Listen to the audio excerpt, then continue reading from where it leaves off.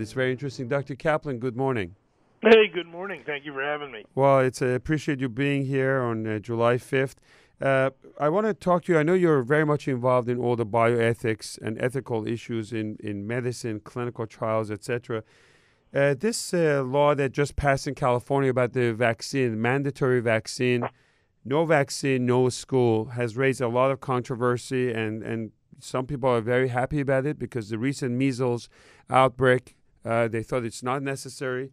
And a lot of people, as a result of religious excuses, they're not getting vaccines and harming other people in the society. Your take on this?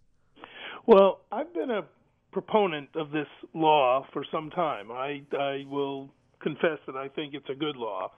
I think ethically it makes sense to say if you're going to send your child to school and expose other kids to measles or mumps or whooping cough, many of the kids at school have immune diseases. They can't be vaccinated. And as you know, the vaccine isn't 100% effective. So you get better protection the more people who vaccinate. The viruses have a harder time jumping around from kid to kid. I understand that some people say, but still I want to make decisions for my child, and I should be free to do that. But we have to say that liberty, freedom that way has a limit. If you hurt or harm somebody else, then I think your liberty has to be trimmed to accommodate the fact that you don't have a right to hurt somebody else. So to me, that's the core ethical principle. So I happen to agree, but a lot of people keep talking about the fact that these vaccines can cause autism. I've looked at all the studies, and there's really no scientific data or any proof to this. But some of the celebrities are making this ruckus on the media, and they called California judge fascist, and it's really too much. I happen to agree that these vaccines are over 95% effective. Measles has not been an issue in this country. And if you're going to send your kids to school without vaccine, I agree that it's going to affect other people, and I'm glad that you're on board with that. You know, it's important, too, for daycare.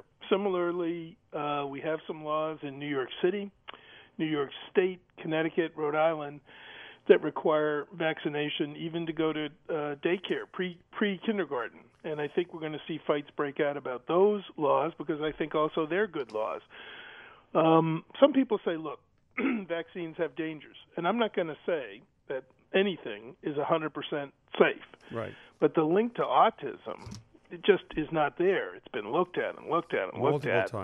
Multiple times. There's just no evidence.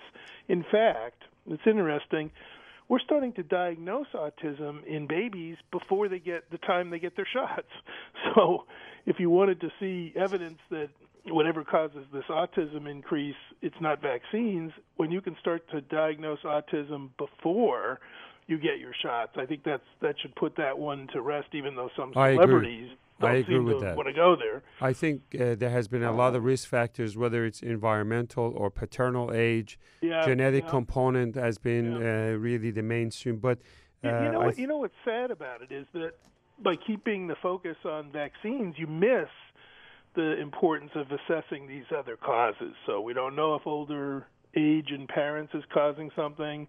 There may be something else in the environment that's causing something. We're not looking because so many people say, well, look back at the vaccines.